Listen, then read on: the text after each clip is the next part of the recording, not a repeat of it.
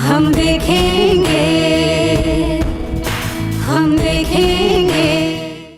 The Kashmir files एक movie से बढ़कर अब एक कंट्रोवर्सी बनती जा रही है। कंट्रोवर्सी इसीलिए क्योंकि पक्ष और विपक्ष दोनों इस फिल्मों को लेकर अपना अपना तर्क संगत रखते हैं। पक्ष ये साफ तौर से कहता है कि ये सच्चाई है और ये सच्चाई फिल्म निर्माता की तरफ से नहीं बल्कि इसे देखने वाले हर उस कश्मीरी पंडित की आंखों से देखा जा सकता है जो इस सच्चाई के बाद अपने आप को रोने से नहीं रोक पाता। वहीं दूसरी तरफ विपक्ष जो कि कश्मीर सेंट्रिक और कश्मीर की विचारधारा से चलने वाला है, उसका ये मानना है कि ये एक तरफा सच बताया गया है। अब बड़ा सवाल ये है कि क्या इस फिल्म के विपक्ष में चलने वाले ये मानना चाहते हैं कि इसे एक तरफा सच माना जाए या जो एक तरफा सच बताया भी गया है उसे सच भी माना जाए।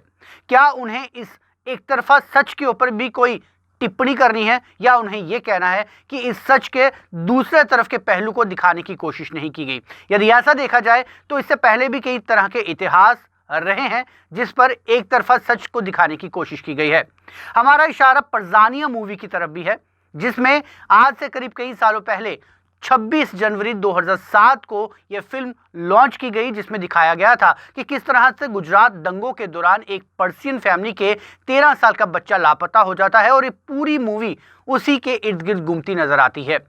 ये फिल्म नसरुद्दीन शाह पर फिल्माई गई थी जो अपने आप को एक समय में ये कहते थे कि उन्हें भारत में रहने के लिए अपने बच्चों के लिए उन्हें खतरा नजर आता है।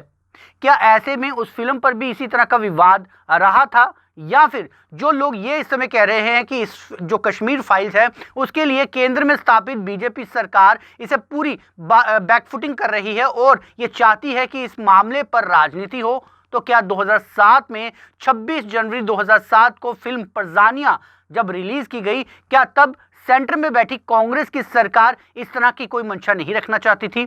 आखिर क्यों? क्या यदि परजानिया मूवी में एक तरफा सच को सच बताने की कोशिश की गई थी तो फिर ऐसे में द कश्मीर फाइल्स में कश्मीरी पंडितों पर जो सच्चाई बयां की गई है और जो सच्चाई खुद पीड़ितों और प्रभावितों कश्मीरी पंडितों के आंखों से आंसू झलकते हुए सच्चाई साफ नजर आ रही है, तो ऐसे में इस सच्चाई का खंडन कर ऐसी कौन सी बात सामने लाना चाहते हैं विपक्ष के वो लोग जो ये कहना चाहते हैं कि इस मूवी के जरिए एक प्रोपेगेंडा बनाया गया है।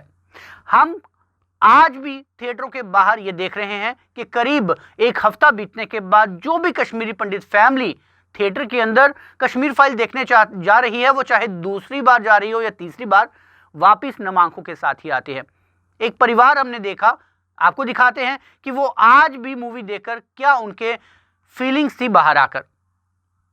सच्ची बनाए, गलत नहीं बनाया, बहुत सच्ची बनाया। मेरे हस्बैंड की डेथ जब हो गई ना, उस टाइम भी उन्होंने बोला मुझे कश्मीर ले जाओ, मुझे कश्मीर ले जाओ। घर थे, बार के घर थे, छोटे छोटे बच्चे थे, कुछ नहीं था, सब कुछ लिया।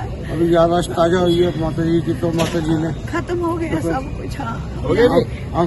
हाँ, किसी के पास जाओ, किसी को बोलो, किसी जब हमने देखा तो हमको पता है क्या हो गया।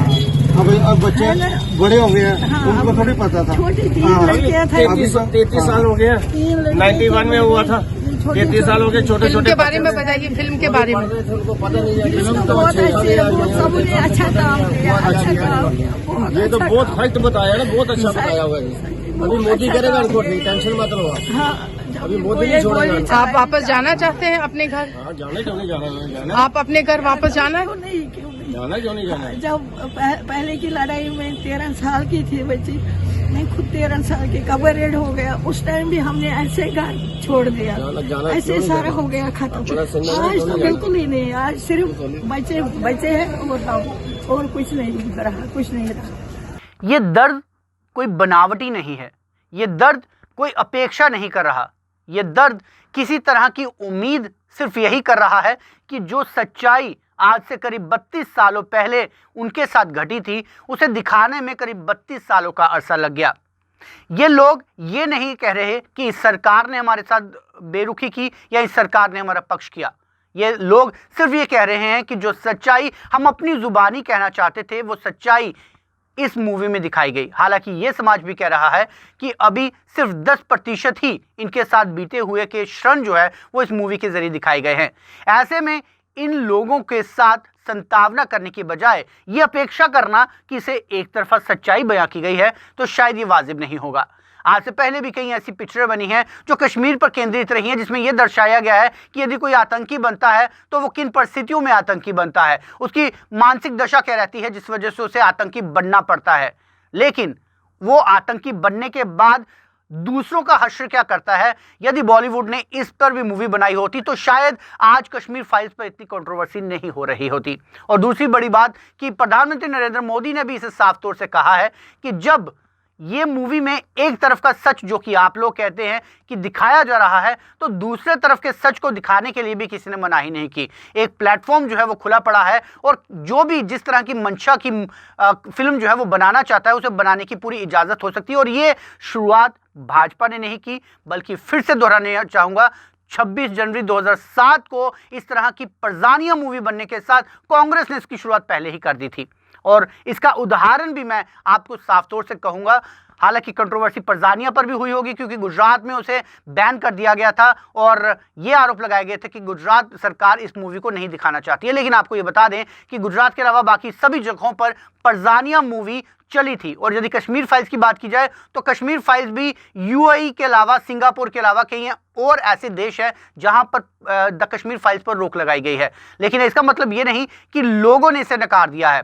आपको बता दें कि उस समय 2007 में जब परजानिया मूवी रिलीज हुई तो उसका बजट था 3 करोड़ और पहले हफ्ते में उस मूवी ने 29 लाख रुपया रेवेन्यू जनरेट किया था, यानी बजट के 10% हिस्सा ही जुटा पाई थी, जिससे साफ तौर से ये जाहिर होता है कि परजानिया मूवी में जो एक तरफा सच दिखाने की कोशिश की गई थी उसे लोगों ने 10% देके ही नकार दिया। वहीं दूसरी तरफ कश्मीर फाइल्स में जो सच दिखाया गया है उसे 15 से 25 करोड़ रुपए के बजट से बनाई गई है, लेकिन पहले हफ्ते में ही 100 करोड़ का आंकड़ा पार करने से साफ जाहिर होता है कि इसे लोगों ने नतमस्तक करते हुए इस फिल्म को स्वागत किया है। चाहे कुछ अंश के लोग जो कि मेजॉरिटी में होने के बावजूद भी अपने आप को माइनॉरिटी में गिनते हैं वो इसको नकार रहे हैं, लेकिन उसका फायदा जो है वो ना तो रेवेन्यू और फिल्म पर दिखाई दे रहा है और ना ही विचारधारा पर। अब ये देखना ये है कि जो विवाद उठा है क्या इसे एक प्रकार का सच माना जाए या ये कहा जाए कि जो एक तरफा सच आप लोग बोल भी रहे हैं उस सच को सच तो कम से कम माना जाए, दूसरे पक्ष का सच जो है वो आप उसे दिखाने के लिए स्वतंत्र हैं। फिलहाल आप जुड़ रहे व्यू स्टूडियो न्यूज़ के साथ।